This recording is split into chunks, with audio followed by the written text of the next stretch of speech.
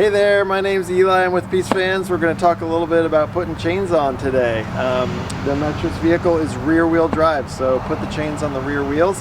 I'll meet you there in a second. What we recommend is the Koenig XG12 Pro. Check the tires on your Metris to figure out exactly which size chains you want, but these are the ones that we found work well with this vehicle right here. These chains come with a couple different items inside. If I can get it open.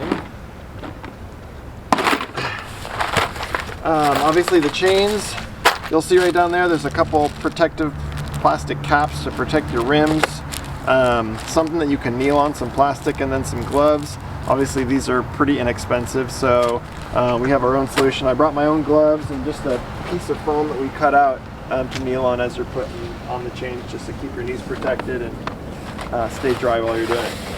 So first step is to take the chains out. We have one already on the other tire, so I'm just going to show you how to put this on. Untangle a little bit. And this blue sort of rope goes along the inside of the tire. So what you're going to want to do is actually lay that out on the inside first, and then we're going to connect that behind the tire. I'll just show you, this is what the connection looks like that you're going to be making up inside the tire. So basically that barrel slides right in there just like that. So I'm going to slide the chain behind and show you the next step.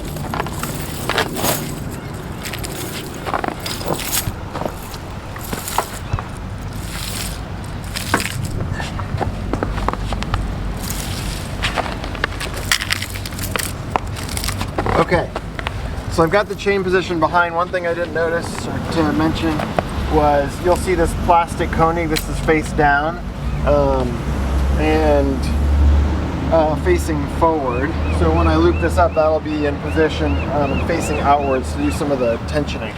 So now that I have the chains laid out in that blue sort of rope in behind, I'm going to grab the chains and just pull them in a little bit and grab each end and pull it towards me, and I'm going to shimmy this around the tire up and around until I can make this barrel connection.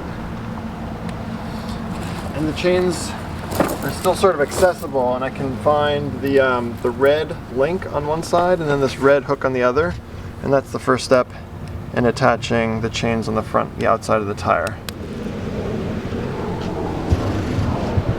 Okay, so we've got the top of the chains connected here. Now's a good time to sort of recenter it a little bit on the front and back so that we can have everything sort of balanced. So I connected that. I'm going to set this back a little bit towards the inside of the vehicle, which gives me a little bit more room at the bottom. And now I can connect this bottom linkage, again the two red pieces.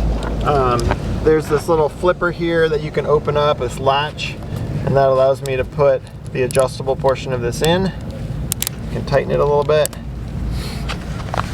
And then the last step is to take this bungee hook and attach it right into that loop. And you'll see that in large part the chain stays on the tire and is mostly centered. If you have too much chain under one side and a big loop on the other side, it's not going to grip quite as nicely, so try and keep it centered. And that's pretty much it. Now we can drive away, and as always with chains, drive it a little while, maybe a couple hundred feet, take a look at it, make sure that everything is still tight and centered, and listen really closely as you drive to make sure that nothing's come detached. And then check out the maximum speed limit on the chains, which should be listed there, to make sure you don't go too fast. One thing I didn't mention, these chains are self-tensioning. This bungee cord maintains the tension and pulls them tight as you drive. So when you do stop to check them out, it's great to give them a look, but you actually don't need to tighten anything as you go.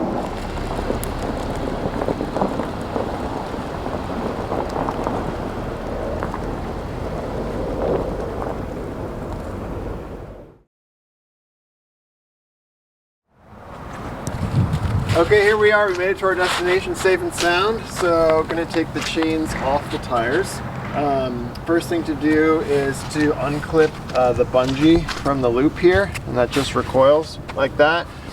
There's a metal catch that I can unclip right here that allows me to undo that mechanism, and then the last part is this hook and metal link, the red loop there.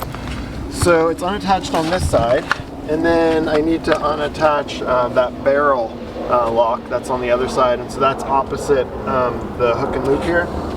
I'm going to move the chain from this side around to make some slack for myself so I can access that barrel. Here it is. I'll unlink that. So now the blue cable on the back is free. What I want to do is then pull the chains off the back and lay them out on the inside. The thing to be careful of is not to roll over any of the mechanical components. The chain is obviously fine, but this the bungee system. So I'm going to leave that clear of the tire here, and then on the back side there's that camming mechanism and loop. So I'm going to put that clear on the inside of the tire, and my plan is then to roll forward to get the chain out from underneath the tire. So 1 second, I'm going to roll forward, and then we'll catch you in a second. Okay, so I rolled off the chains. Now I can pick them up and put them in the box. One thing to think about, the chains are designed for all conditions, but it is galvanized steel, and so if you dry them off or hang them up when you get to your house, that'll keep them working for a longer time. So it's a good way to keep them happy and well maintained. That's pretty much it.